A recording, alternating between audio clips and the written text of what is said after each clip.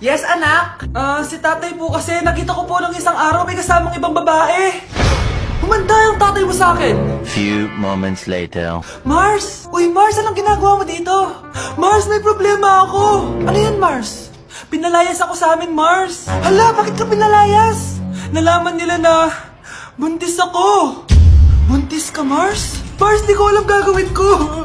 Kalma ka lang, Mars. Mars, pwede bang dito muna ako manirahan? Ha? Ba't di na lang doon sa nakabuntis sa'yo? Yun na nga, Mars. Nandun ba asawa mo? Wala siya dito. Bakit mo hinahanap, Mars? Eh, sabi mo doon sa nakabuntis sa akin. Ha? Si tatay po kasi nakita ko po ng isang araw may kasamang ibang babae. Walang iya ka, Mars! Kapag pinirmahan mo to, akin na lahat ng mga kayamanan mo. Oh, pirmahan mo na. Tita, wala naman ako field trip pa. Hindi pa ba sinasabi ng teacher niyo na may field trip kayo? Anak, okay lang. Pipirmahan ko na to para makasali ka sa field trip niyo.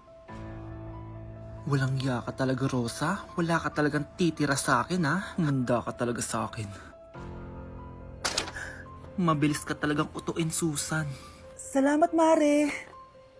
Ramon, napapirma ko na siya. Atin na ang bahay, pera at mga ari-arian niya. Magaling ka talaga, Rosa. Kaso kailangan na natin kumilos na mabilis. Kasi sabi ng doktor, nagre-recover na yung mata niya. Ano? Kaya bukas na bukas din, papalayasin na natin sila. Total, nakuha na natin ang gusto natin. Nay, bakit mo pinirmahan yun, ha? Maliban natin kung ano nilalaman ng papel na yun. Huwag kang mag-alala, anak. Malapit nang matapos ang maliligayang araw ng tatay mo at ng kabit niya. Tita, bakit may dala kang maleta? Aba, syempre. Lilipat na ako dito sa bago kong bahay. Ano? Tay, ano ibig sabihin nito, ha? Nakalagay dito sa papel na pinirmahan ng nanay mo na amin na tong bahay, mga sasakyan niya at ang mga pera niya. Napakahayop nyo! Bakit ang ingay? Ano nangyayari? Nay, kinuha na nila lahat sa atin! Ayan, magsama kayo mag-ina. Ngayong nasa amin na ang lahat, pwede na kayong lumayas. Ramon, magse-celebrate tayo, ha? Ang galing nyo din, no? Ha? Nakakakita ka? Bago kayo mag-celebrate, i-check nyo muna kung pirma ko ba talaga yung nakalagay dyan. Hindi pwede to! Tay! Attorney! Kita mo naman kung ano ginawa na tong dalawang to, di ba? At nandito na rin ang ebidensya na magpapatunay na naghaharutan sila sa loob ng bahay ko. Anong gagawin nyo sa amin, ha? Mahal, huwag mo naman gawin sa amin to, please, oh. Magbabago ako, please. Oh, eh! Sorry kung natatapakan kayo pagka-love team nyo, ha? Arestuhin nyo na yung mga yan. Mag-celebrate kayo sa kulungan. Kayong dalawa, sumama na kayo sa akin sa presinto.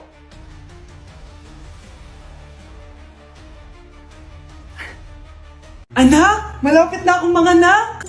Magkakaroon ako ng kapatid, Nay. Oo, anak, magiging kuya ka na. Nakaka-excite naman, Nay. A few moments later. Mare, musta na? Uy, Mare, buntis ka din pala? Oo, Mare. Malapit na nga akong mga anak eh. Sabay pala tayo mga anak, Mare. Siguradong mas maganda anak ko kesa sa kanya.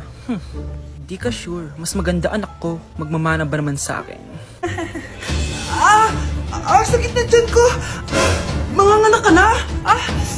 Darling, tulungan mo ako. Anong mangyayari, darling? Mga anak mata ako, darling. Mga anak ka na? O sige, higa ka muna doon. Sakit na dyan ko. Mga anak na din ata ako. Mga anak ka din? Oo. Hinga kayo ng malalim, ha? Tapos, ire. Sige, malapit na. Di ko na kaya. Darling, eto na anak natin. Ang ganda ng anak ko. Ang ganda-ganda mo, anak.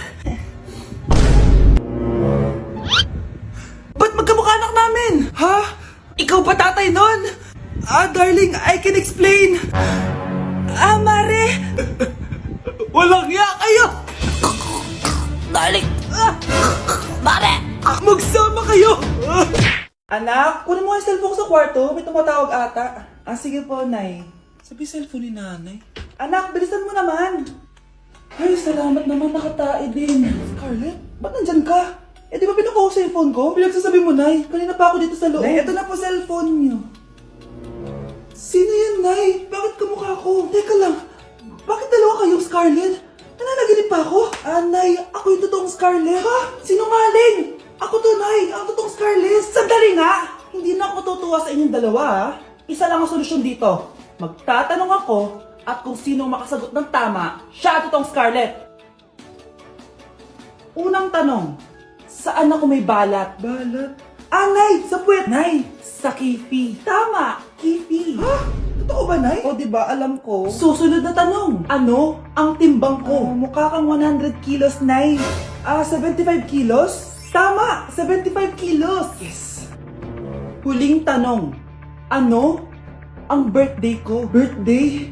Mahina pa naman ako sa ganyan. April 14, 1977? April 15, 1977. Tama!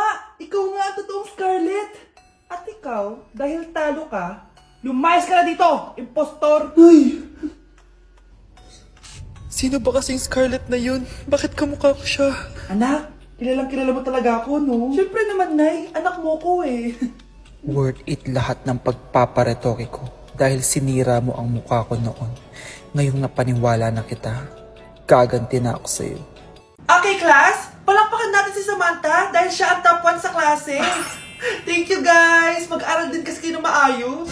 Paano nangyari yun? Nag-review naman ako buong gabi ah. Tama naman lahat ng sinagot ko sa exam. Oh, Scarlett, bawi ka na lang ha. Ikaw ang pinaka-lowest. Talaga ba, Samantha? Alam naman nating dalawa kung sino talaga yung top 1 at hindi ikaw yun. Ilusyonada ka talaga kahit kailan. Loser! Ang dali-dali lang ng exam, di niya pa nakuha? Ano bang ginawa mo, Samantha? Bakit perfect ka? Stock knowledge! Skola ba kayo nun? Kailangan ko malaman kung anong ginawa mo, Samantha. Magre-rewind ako. Manda ka sa akin. Nakapag-rewind ako!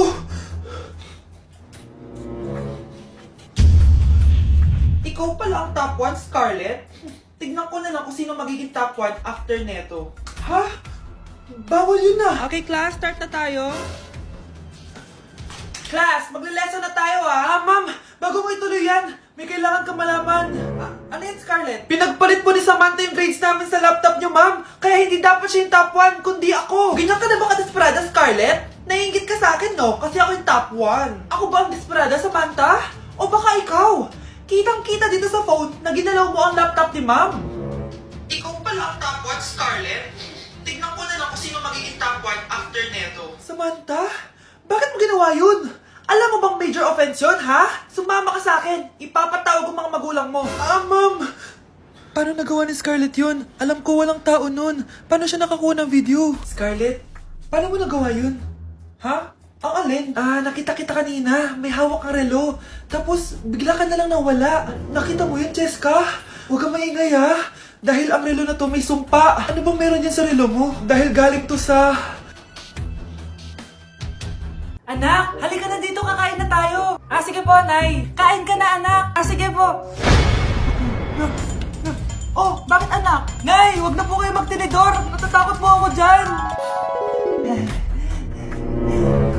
Hindi ko magalaw yung kamay ko. Hala, may demonyo ata to. Tinidor lang to, anak. Nay, please, magkutsara na lang kayo. Few moments later. Ano yun? Anak, sinuntok ako na lalaking yun, no? Akong bahala dyan, Nay. Makakatikim sa akin yan. Asan na yan? Hoy! Ba't mo sinaktan ng nanay ko? Aba, bakit? Gusto mo din ba? Go, anak! Sige, dito lumapit ka. Dito, lapit.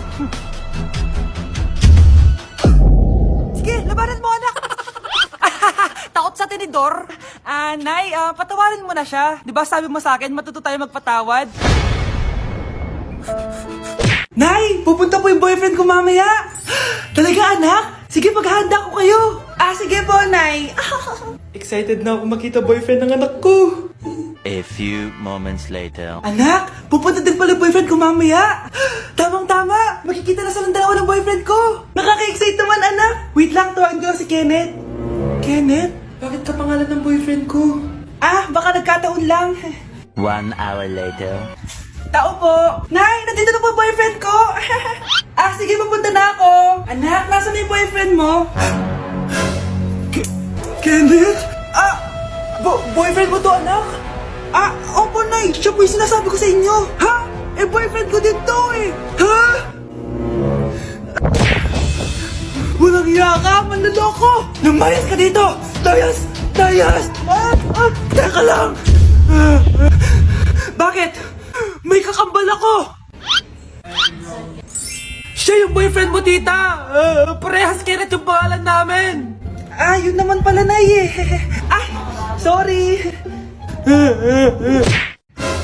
Anak, ano to pinagpo-post mo sa Facebook, ha? Bakit po, Nay? Nagmumura ka dito, oh. Sabi mo, tangina, laro. Yan ba yung mga nalalaman mo sa school? Biro lang yun, Nay. Wala akong pake. I-delete mo to kung ayaw mong laruin ko yung mukha mo. Sige po, Nay. A few moments later. Wow, ang ganda naman na outfit ko. Picture nga ako. Anak, ano naman itong pinost mo? Bakit ang ikli na shorts mo? Ang ganda ko dyan, no, Nay. Akala mo kinaganda mo yan? Ang pangit. Baka bastusin ka ng mga lalaki. Grabe ka naman, Nay. I-delete mo yan. Next time, magpajama ka na lang. Yung tago lahat, pati mukha mo. Wow! Thank you so much, Mommy. You know that I love chicken nuggets. Ay, di pala chicken nuggets to. Pero sarap. May day ko nga. Ano? Ano na naman itong pinost mo sa Facebook? Yung niluto niyo po, Nay, shinare ko lang sa Facebook. Itlog lang, ipapost mo ba? Hiya ka naman. Dapat pinapost mo yung mga masarap na pagkain. I-delete mo yan. Lahat na lang pinapadelete mo. Tapos may nagko-comment pa sa post mo, sabi nila, ang pangit ko daw. Deserve. Alam mo, i-delete mo na lang yung Facebook mo. Tama na. I-delete mo na para tamimik na yung buhay ko. Eh, kung wag ka kaya mangyalab, sigurado tatahimik buhay mo. Akin na yung phone mo. Ako na lang magdi-delete. Bakit kita i-delete kung pwede naman kitang i-block? Hindi mo na makikita yung mga post ko.